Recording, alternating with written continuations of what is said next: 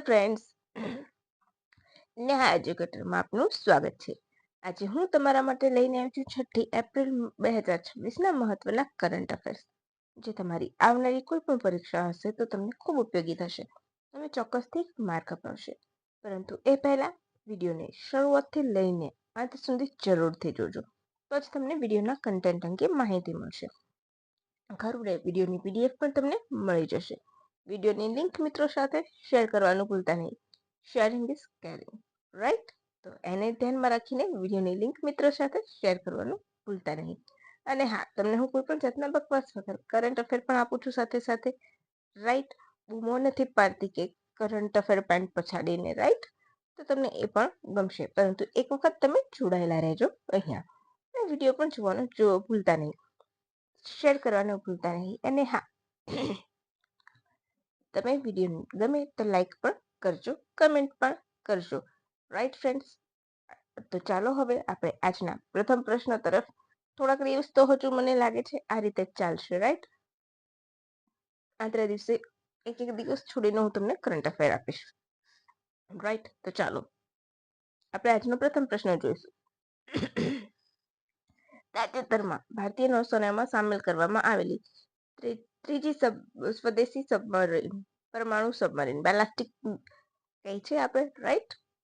નું નામ શું છે? Option A Arighat, option B INS Arihant, option C INS Aridhaman અને ઓપ્શન ડી એક પણ નહીં. તો તમને સૌને ખ્યાલ જ હશે. તો ચાલો આપણે જોઈ લઈશું ઓપ્શન સી અરિધમન. ઓપ્શન સી અરિધમન છે, રાઈટ? કેવી છે? સ્વદેશી ટેકનોલોજીથી બનેલી પણ છે, રાઈટ? INS અરિધમન ભારતની ત્રીજી સ્વદેશી રીતે વિકસિત પરમાણુ ઉર્જાથી ચાલતી બેલાસ્ટિક મિસાઇલ સબમરીન છે. SSBN ઘણી વખત શોર્ટમાં તમને પૂછાશે, રાઈટ? આ સબમરીન ભારતની ન્યુક્લિયર ટ્રાયડ ક્ષમતાને મજબૂત બનાવે છે. હવે તમને થશે ન્યુક્લિયર ટ્રાયડ એટલે શું? તો જમીન, હવા અને પાણી ત્રણેય જગ્યાએ સક્ષમ રીતે આપણે મિસાઇલ દાગી શકીએ છીએ, ત્યારે તેને ટ્રાયડ કહેવામાં આવે છે. એટલે કે ત્રણેય જગ્યાએ આપણું વર્ચસ્વ બની રહ્યું છે અને કહેવામાં આવે છે. એડવાન્સ ટેકનોલોજી વેસલ એટલે કે ATV પ્રોજેક્ટ હેઠળ બનેલી છે. વેહિકલ લોન્ચ સિસ્ટમ K4 અને K15 જેવી બેલાસ્ટિક મિસાઇલ લઈ જવા સક્ષમ છે. સોનાર સિસ્ટમ તેમજ સ્ટીલ ટેકનોલોજી ધરાવે છે. ભારતના ન્યુક્લિયર ટ્રાઇડ માટે જે મહત્વની છે. હવે તમને ખબર છે INS અરિહંત શ્રેણીની છે, ત્રીજી છે. તો આપણે પહેલી બે પણ આપણને યાદ આવવી જોઈએ, INS અરિહંત અને INS અરિઘાટ, અને ત્રીજી અરિધમન. આ ત્રણ બેલાસ્ટિક SSBN છે, યાદ રાખજો, બરાબર છે? બેલાસ્ટિક મિસાઇલ સબમરીન છે. સબમરીન એટલે પાણીની અંદર પણ રહીને કાર્ય કરી શકે છે, એને કહે છે. આઈ હોપ કે એ તમને ખ્યાલ જ હશે, એટલા માટે મેં તમને આખું નથી કરાવ્યું. અગર તમે નવા હોય, કોઈ વિદ્યાર્થી મિત્ર એવા હોય કે જેને ખ્યાલ ના હોય ને એને જાણવાનું હોય, તો મને કહી શકે છે, રાઈટ? હવે INS અરિહંત 2016માં અને અરિધમનને 2024માં, અરિઘાટને 2024માં અને અરિધમનને 2026માં ભારતીય નૌસેનામાં સામેલ કરવામાં આવી છે, રાઈટ? યાદ રાખજો.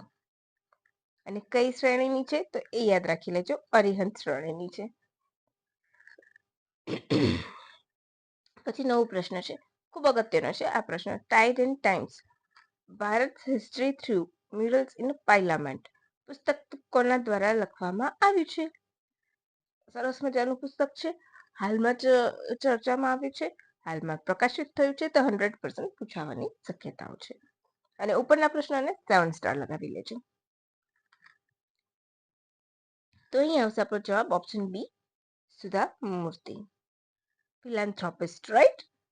તો ભારતના ઉપરાષ્ટ્રપતિ CP રાધાકૃષ્ણનના હસ્તે સુધા મૂર્તિ દ્વારા લિખિત tides of times Bharat history through mirrors in parliament નું પ્રકાશન કરવામાં આવ્યું છે.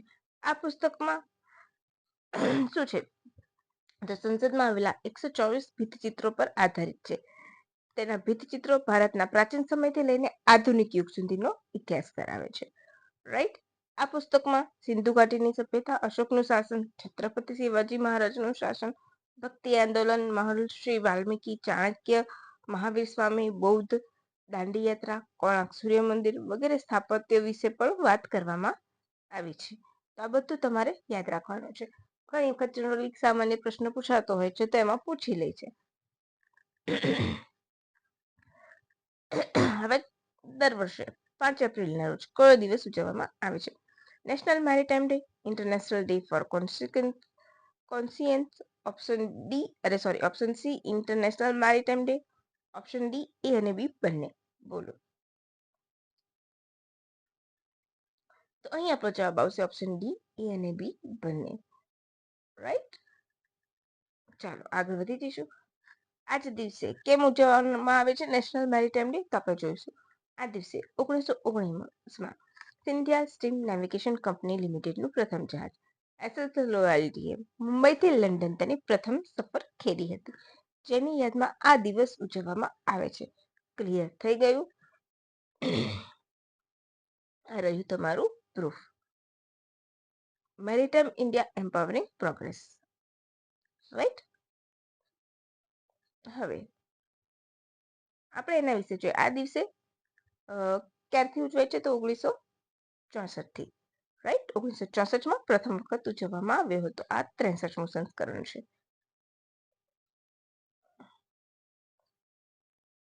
રાઈટ. જો ક્લિયર.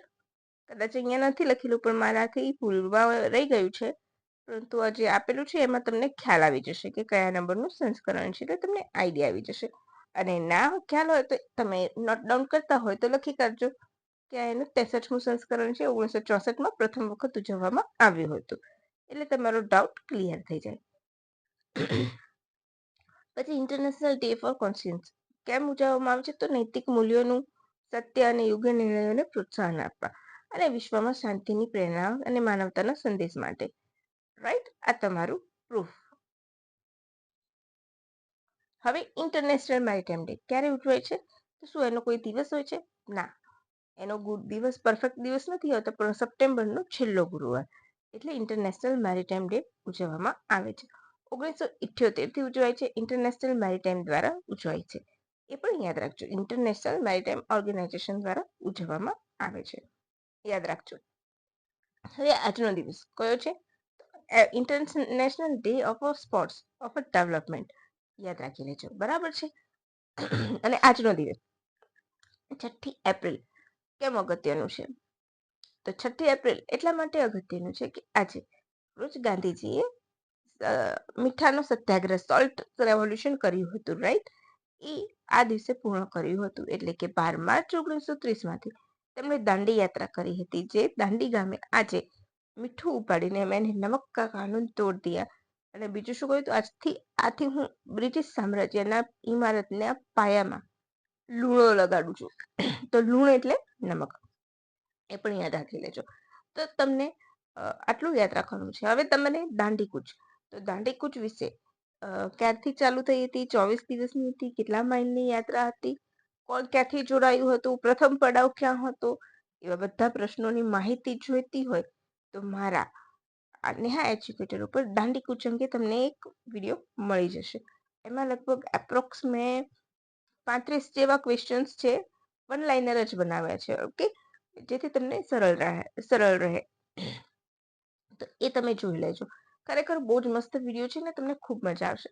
અને એ મેં ક્યાંથી બનાવ્યું છે? તો ગુજરાત સરકારનું માહિતી નિયામક ખાતાની દાંડીકૂચ પુસ્તક હતું. એ મેં આખી 2 વખત રીડ કરી છે ને એમાંથી જ મેં 35 ક્વેશ્ચન બનાવ્યા છે, અને ખૂબ જ અગત્યના છે. અને એકદમ ઓથેન્ટિક સોર્સ કહો. માહિતી નિયામક ખાતું હોય એટલે તમારો જવાબ તમે પડકારી પણ શકો છો. તો એક વખત દાંડીકૂચનો વિડીયો તમે ત્યાં જઈને જોઈ લેશો. એવું હશે તો હું નીચે કમેન્ટ બોક્સમાં પિન કરી દઈશ. રાઈટ. તો ચાલો હવે આગળ વધી જઈશું. એલસીટી એટલે કે લાર્જ કેવિનેશન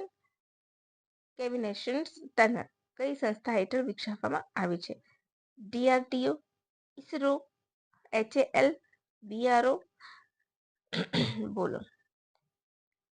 અહીંયા પર જવાબ આવશે ઓપ્શન એ, ડીઆરડીઓ. ડીઆરડીઓની સ્થાપના 1958માં થઈ હતી. આ મેં વારંવાર કરાવ્યું છે, તો આજે હું આનું એક પણ કરંટ અફેર નથી કરાવ્યું. રાઈટ. બીજાની જેમ મને રિપીટેશન કરીને વિડીયોની લેન્થ વધારવા માટે થઈને વ્યૂઝ માટે થઈને હું તમને કંટાળો ના આપી શકું. એવું હોય તો હું તમને પછી જ્યારે ફરીથી 1 બાય 1 કરાવી દઈશ, જ્યારે જરૂર પડશે મને એવું લાગશે તો, રાઈટ? પરંતુ હું એ નહીં કરું, કારણ કે તમે બધા સિરિયસલી તૈયારી કરનારા છો. અમુક લોકો રિપીટેશનના નામે, રિવિઝનના નામે 1 કલાકમાંથી 15 મિનિટ, અઠવાડિયામાં 2 વખત એકની એક વસ્તુ કરાવે, 15 દિવસે 3 વખત, અને પોતાને પછી એટલું અગ્રેસિવલી બોલશે ને એવું સરસ બોલશે કે તમને એમ લાગે કે ના, આ જ માણસ સારું કરાવે છે, બીજા બધા બોગસ છે, રાઈટ? એટલા માટે. એટલે ઘણી વખત આપણને એવું લાગતું હોય છે, તમે નજર બદલશો તો તમને ખરેખર બીજા પણ સારા લોકો મળશે, જે એનાથી પણ સારા હોય છે. હું એવું નથી કહેતી ચલો કે હું સારી છું, પરંતુ જસ્ટ એમ કહું છું કે ઘણા લોકો ખરેખર સરસ કરાવતા હોય છે ને ટાઈમ વેસ્ટિંગ પણ નથી હોતું, પરંતુ અમુક માણસોને ફક્ત ટાઈમ વેસ્ટ કરવાનું રિવિઝનના નામે, અને પછી લોકો વાહ વાહ સર વાહ કે વાહ મેમ વાહ કરીને પાછળ પડી જતા હોય છે, એમને ઇન્સ્પિરેશન આપે છે. પણ તમે ટાઈમ કેમ બગાડો છો? એ સિરિયસલી આ વિદ્યાર્થી કોઈ પણ હશે, કરંટ અફેર તૈયાર કરતો હોય તો 15 દિવસે તમે 4 વખત એકની એક વસ્તુ રિપીટ કરાવો, એ ઓલરેડી તૈયાર કરીને બેઠો હોય છે. તમને પૈસા મળતા હોય છે એટલા માટે તમે આ કરો છો. તમે ક્લાસમાંથી પણ પૈસા લો છો, અહીંયાથી પણ લો છો, રાઈટ? કારણ કે ક્લાસના વિદ્યાર્થીને વેસ્ટિંગ નહીં કરે ટાઈમ, પણ અહીંયા ફ્રી કન્ટેન્ટ આપે છે એટલે વેસ્ટ કરશે, એવું હોય છે, રાઈટ? ચાલો હવે આપણે આગળ વધીશું. DRDO, બરાબર? તો LCT વિકસાવ્યું છે. એનું આધારશિલા ક્યાં મૂકવામાં આવી? તો વિશાખાપટ્ટનમ ખાતે મૂકવામાં આવી છે. રાજનાથસિંહે મૂકી છે, રાઈટ? જે ભારતની નૌકાદળની સંશોધન અને પરીક્ષણ ક્ષમતાને મજબૂત બનાવશે. તેનો મુખ્ય હેતુ નૌસેનાના ઉપકરણોનું પરીક્ષણ કરવું અને ડેવલપ કરવા માટે બનાવવામાં આવી છે. સબમરીન અને જહાજ બંનેનું પરીક્ષણ કરશે. આ કેવિટેશન ટનલ્સ શેના માટે જરૂરી છે? તો સમુદ્રની સુરક્ષા માટે જરૂરી છે. આ સુવિધા સબમરીન અને જહાજોની ડિઝાઇન અને વિકાસ માટે પાયા સમાન બનશે. તે પોપ્યુલેશન અને સ્ટીલ્થ ક્ષમતામાં પણ વધારો કરશે. હવે તમને થશે ક્યાં છે આનું પ્રૂફ? તો આ રહ્યું, બરાબર? Naval science and technological laboratory, NSTL, એનું પૂરું નામ પણ યાદ રાખી લેજો. આજનો છેલ્લો પ્રશ્ન. તાજેતરમાં કોને ડીમ્ડ યુનિવર્સિટીનો દરજ્જો આપવામાં આવ્યો છે? બોલો. યુજીસી? તો યુજીસી તો હોય જ નહીં, એ પોતે જ દરજ્જા આપે છે. NCERT, CBSE અને AICTE. બોલો. તો અહીં આપણો જવાબ આવશે ઓપ્શન બી, NCERT ને ડીમ્ડ યુનિવર્સિટીનો દરજ્જો મળ્યો છે. હવે શેની હેઠળ આપ્યું છે? તો યુજીસી અધિનિયમ 1956 એક્ટ 3 હેઠળ એને આ દરજ્જો મળે છે. NCERT, national council of education, research અને ટ્રેનિંગ, તેનું પૂરું નામ છે. 1961માં સ્થાપના થઈ હતી. શિક્ષણ મંત્રાલય હેઠળ આવે છે, સ્વાયત્ત સંસ્થા. નિર્દેશક કોણ છે હાલ તેના? દિનેશ કુમાર સકલાની. તેનું ધ્યેય સૂત્ર વિદ્યા અમૃત શ્રેણીનીતિ, એટલે કે વિદ્યાર્થી જ લોક કલ્યાણ થાય છે સિમ્પલ ભાષામાં. તેનો લોગો કોણે બનાવ્યો છે? તો અમદાવાદના NITના મનુભાઈ છગનભાઈ ગચ્ચરે બનાવ્યો છે, બરાબર છે? હવે એનું ધ્યેય વાક્ય છે વિદ્યા અમૃત શ્રેણીનીતિ. તો ઉપનિષદ કયા? તો ઈશા ઉપનિષદમાંથી લેવામાં આવ્યું છે, યાદ રાખજો. જેનો અર્થ છે જ્ઞાન દ્વારા શાશ્વત જીવન પ્રાપ્ત થાય છે. એનું લોગો વિશે કહ્યું તો 3 હંસ છે જોડાયેલા. એ શિક્ષણના 3 સ્તંભને પ્રતિબંધિત કરે છે: રિસર્ચ એન્ડ ડેવલપમેન્ટ, ટ્રેનિંગ અને એક્સટેન્શન, રાઈટ? NCERTનું કાર્ય શું છે? તો NCF એટલે કે નેશનલ કરિક્યુલમ ફ્રેમવર્ક તૈયાર કરવું, CBSE અને અન્ય બોર્ડ માટે માર્ગદર્શન આપવું, દેશભરમાં શૈક્ષણિક નીતિઓને અમલમાં મૂકવી. બરાબર? હવે અહીંયા NCERT વિશેનું આપણું પૂરું થાય છે, રાઈટ? હવે તમારે આગળ વધવાનું છે. હવે આગળ શું છે? તો યુજીસી એટલે કોની? યુનિવર્સિટી જ્ઞાન કમિશન. 1956માં સ્થાપના થઈ હતી. સ્ટેચ્યુટરી બોડી છે, પરંતુ શરૂઆતમાં 1945માં શું એની સ્થાપના બધા દેશની બધી યુનિવર્સિટી માટે થઈ હતી? ના. અલીગઢ, બનારસ અને દિલ્હી સ્થિત યુનિવર્સિટી પર દેખરેખ રાખવા માટે યુજીસી બન્યું હતું શરૂઆતમાં 1945માં, જે 1956માં વિસ્તૃત બન્યું હતું, એ યાદ રાખી લેજો. ઘણી વખત તમને આવું પૂછી લે તો તમે કન્ફ્યુઝ થઈ જશો એટલા માટે. યુજીસીના કાર્ય ડિગ્રી આપવા માટે ન્યૂનતમ ધોરણો નક્કી કરવા, યુનિવર્સિટી અને કોલેજોને ગ્રાન્ટ આપવી તેમજ શૈક્ષણિક સંસ્થાઓની આર્થિક જરૂરિયાતોનું મૂલ્યાંકન કરવું અને દેખરેખ રાખવું. તો બસ આજનું કરંટ અફેર અહીં આપણું પૂરું થાય છે. હવે નવી માહિતી સાથે એક દિવસ પછી એટલે કે 8મી આપણે ચોક્કસથી મળીશું. રાઈટ? મારા ગળાની તકલીફ જ્યાં સુધી સરખી નહીં થાય ત્યાં સુધી આપણે આ રીતના કામ કરીશું. ઓકે ફ્રેન્ડ્સ, તો ચાલો હવે રજા લઈશું. By friends, thank you for watching my video and have a good day. અને વિડીયોની લિંક મિત્રો સાથે શેર કરવાનું ભૂલતા નહીં. તો ચાલો મિત્રો રજા લઈશું.